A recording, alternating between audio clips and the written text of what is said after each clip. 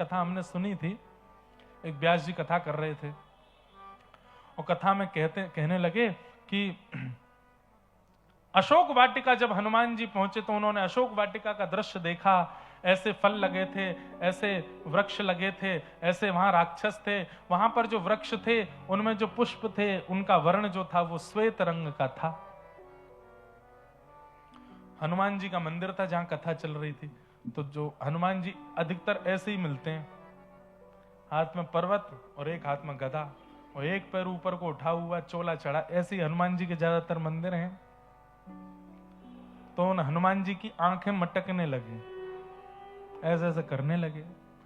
श्रोताओं ने कहा, अरे हनुमान जी के नेत्र घूम रहे हैं, शायद हनुमान जी कुछ कह रहे हैं। पुजारी जी बोले, वो मेरी बात को प्रमाणित कर रहे हैं कि अशोक वाटिका के जो वृक्ष थे वहां पुष्प जो थे वो श्वेत थे। तो हनुमान जी की गदा नीचे आ गई। बोले नहीं नहीं, ये कुछ और कह रहे हैं। बोले नहीं नहीं, ये और प्रमाणित कर रहे हैं कि वो श्वेत ही थे। वो पर्वत नीचे धर दिया हनुमान जी ने। बोले अब तो ये पूर्ण प्रमाणित कर दिया कि मैं जो भी कथा सुना रहा हूं वो बिल्कुल सत्य। हनुमान जी प्रकट ही हो गए। बोले श्वेत नहीं थे वहां के पुष्प, मैं गया था, लाल वर्ण के पुष्प थे। व्यास जी बोले बाद में करेंगे, पहले सब प्रणाम कर लो। हनुमान जी आ गए प्रत्यक्ष। व्यास जी ने प्रणाम किया, सब श्रोताओं ने प्रणाम किया। हनुमान जी बोले अब हमसे बात करो। व्यास जी बोले क्या बात है? बोले तुम क्यों कह रहे हो ये? मैं संकेत कर रहा हूं फिर भी तुम नहीं समझ रहे हो। श्वेत पुष्प नहीं थे, लाल पुष्प थे, लाल पुष्प। मैं गया था अशोक वाटिका, मुझे पता है। व्यास जी बोले देखो बुरा मत मानियो जय जय, लाखों वर्ष हो गए आपको गए हुए, थोड़ी तो बुद्धि है, भूल जाती है, विस्मृत हो गई होगी आपको। पुष्प तो लाल ही थे। हनुमान जी बोले बड़े हटीले व्यास हो भाई, मैं वहां गया हुआ व्यक्ति, वहां का दृष्टा व्यक्ति बोल रहा हूं कि श्वेत पुष्प थे, और तुम यहां अभी 10 15 20 25 30 साल पहले तुम्हारा जन्म हुआ है और तुम यहां अभी कलिकाल के जीव, और तुमको पता है त्रेता में क्या देखा मैंने, बोल रहे हो कि श्वेत पुष्प थे। बोले नहीं, मैं तो अपनी गुरु आज्ञा से बोल रहा हूं, आचार्य आज्ञा से बोल रहा हूं, ग्रंथों में पढ़ करके बोल रहा हूं, पुष्प तो श्वेत ही थे। बोले सब झूठ बोल रहे हैं, मैंने देखा है लाल पुष्प थे। श्रोता बैठे बैठे आनंद ले रहे हैं, अब क्या होगा। बोले हम आपकी बात नहीं मानेंगे। तो हनुमान जी बोले तो हम भी तुम्हारी बात नहीं मानेंगे। बोले तो आप मत मानो, ये तो सब मानेंगे मेरी बात। हाँ भाई श्रोताओं बताओ, लाल पुष्प थे कि श्वेत पुष्प थे? सारे श्रोता बोले श्वेत पुष्प थे। हनुमान जी बोले मेरी गदा से डरो। हनुमान जी बोले कैसे मानोगे? बोले हम तो तब मानेंगे जब अशोक वाटिका में और जो था वो आके यहां प्रमाण दे। हनुमान जी बोले अशोक वाटिका का प्रमाण तो केवल सीता जी दे सकती हैं। हाँ तो वही तो प्रार्थना कर रहे हैं, उनको भी बुला लो। और व्यास जी श्रोताओं से कह रहे हैं इसी जिद पे रहना कि पुष्प जो थे वो श्वेत ही थे। हनुमान जी बोले अभी रुको, अभी आता हूं। तुरंत साकेत पहुंच गए। राम जी सीता जी सब पूरा राम दरबार बैठा था। आइए आइए हनुमंत लाल, क्या समाचार लेके आए? बोले कि एक जंग छिड़ गई है नीचे, व्यास जी में और मुझ में जंग छिड़ गई है। बोले काय बात की जंग? बोले वो कह रहे हैं कि अशोक वाटिका के पुष्प जो थे वो श्वेत थे, और मां आपको तो पता है, आप तो वहां रही, मैं भी आया था, वहां के पुष्प लाल थे। मां, अब हनुमान जी उनसे पूछ नहीं रहे, कह रहे हैं सीधे आप चलो और मां व्यास जी को प्रमाणित दे दो। वो मुझे झूठा ठहरा रहे हैं, और वो सारे श्रोता भी मुझको झूठा ठहरा रहे हैं।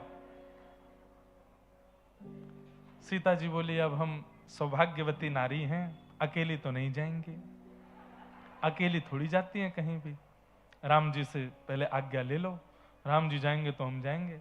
हनुमान जी गए, राम जी के चरण पकड़ लिए, दबान लगे। बोले क्या बात है? बोले थोड़ी देर के लिए हमको अपॉइंटमेंट दे दो एक, आप थोड़ी देर के लिए पृथ्वी पर चलो। बोले क्यों? पूरा बात बताया ऐसे। अरे तुम कथा में तुम्हारा विवाद हो गया, उसके लिए तुम हमको लेके जाओगे?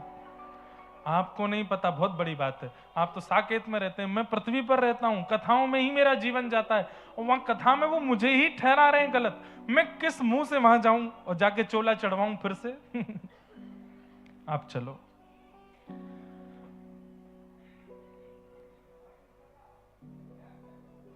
अब राम जी बोले कि हम लखन जी के बिना नहीं जाते, लक्ष्मण जी से आज्ञा ले लो।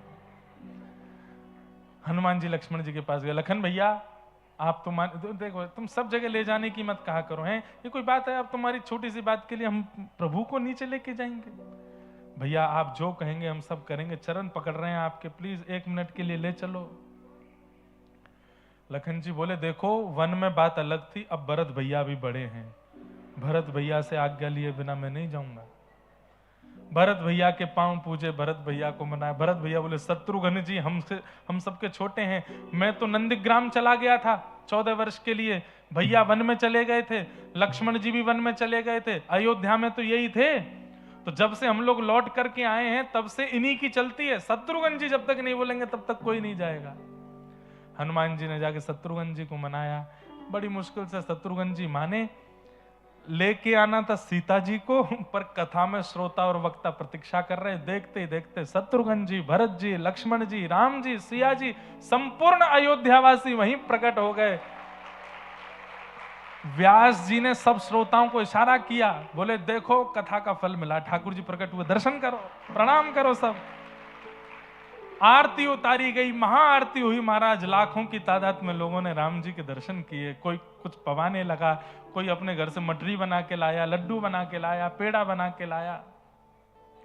हनुमान जी बोले ये सब क्या कर रहे हो, जिसके लिए आए हैं वो करो। अरे ठाकुर जी इसलिए नहीं आए हैं, ठाकुर जी प्रमाण देने आए हैं। व्यास जी बोले पहले हमको अपने काम करने तो बाद, ठाकुर जी बार बार थोड़ी आएंगे, बड़ी मुश्किल से मिले, चरण वरण धो धा के चरणामृत पी लिया, सब बिल्कुल आनंदित हो गए। व्यास जी दोबारा से व्यासपीठ पे बैठे, श्रोता सब अपने स्थान पे बैठे। हनुमान जी बोले अब प्रमाणित करो। तो व्यास जी ने कहा सियाजू हम ये निवेदन कर रहे थे कि पुष्प वाटिका के जो अशोक वाटिका के जो पुष्प थे वो श्वेत वर्ण के थे लंका में, पर हनुमान जी लड़ रहे हैं कि वो रक्त वर्ण के थे। अब आप प्रमाणित कर दीजिए वहां के पुष्प कैसे थे। हनुमान जी हंसने लगे, मेरे पक्ष में ही जाएगी बात तो। सीता जी ने तुरंत कहा लंका की अशोक वाटिका के पुष्प श्वेत ही थे।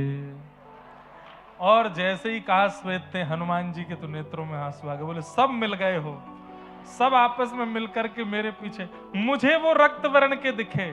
तब सिया जी ने सिर पर हाथ फेरते हुए कहा पुष्प तो श्वेत ही थे, पर हनुमंत लाल आपने जब वहां आकर के मुझे देखा और अपनी मां को इतनी पीड़ा में और इस प्रकार राक्षसों के घेरे में देखा, तो आपको इतना क्रोध चढ़ा कि आपका संपूर्ण अंग तो लाल हो ही गया, नेत्र भी लाल हो गए, इसलिए आपको हर श्वेत वस्तु में लाल लाल का अनुभव होने लगा।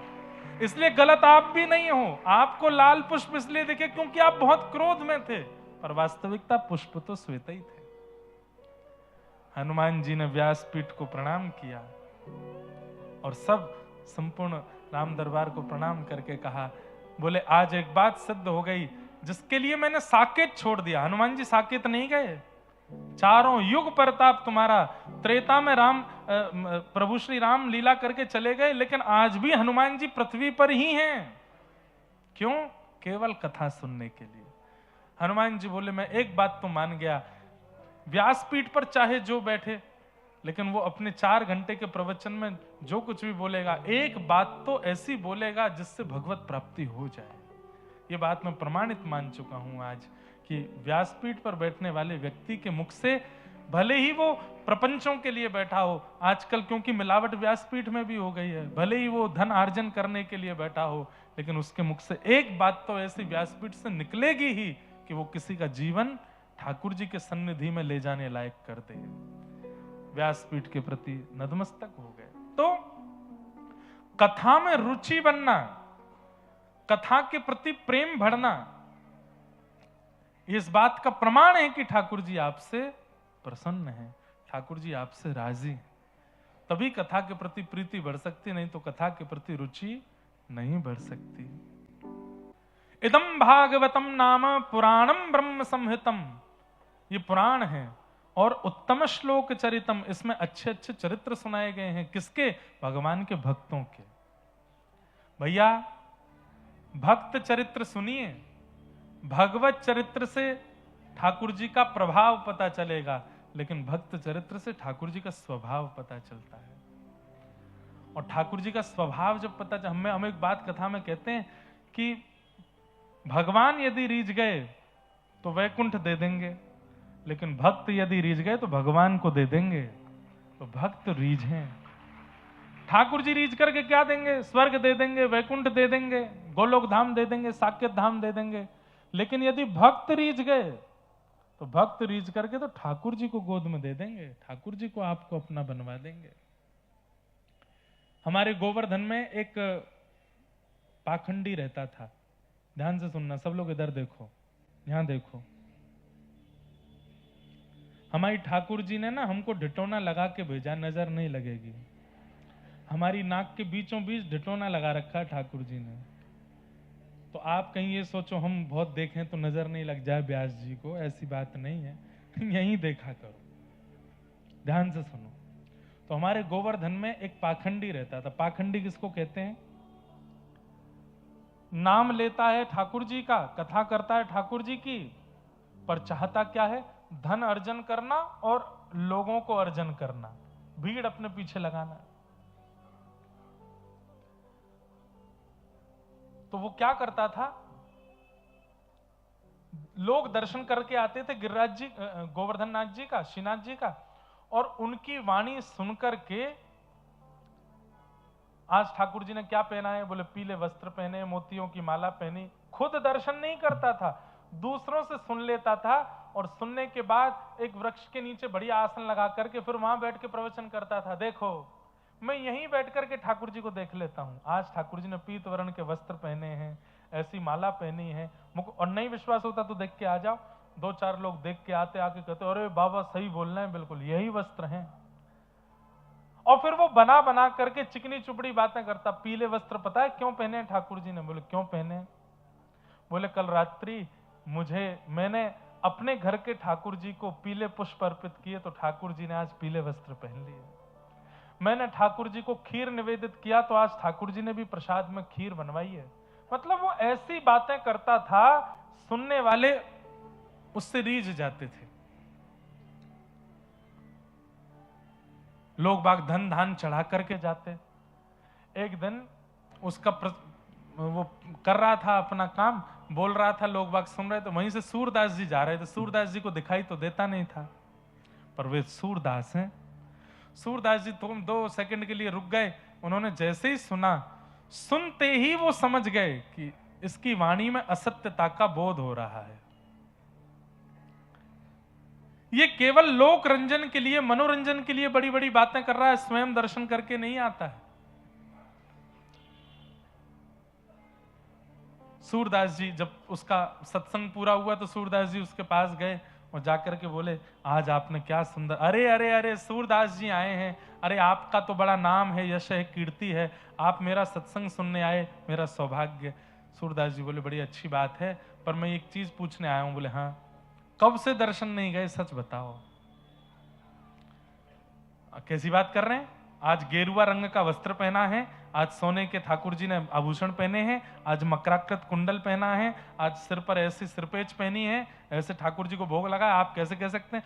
बोले मैं वही कह रहा हूं, मेरे पास नेत्र नहीं है और कोई यह सुन भी नहीं रहा, मैं बस तुमसे पूछ रहा हूं, सही सही बताना कब से नहीं गए दर्शन?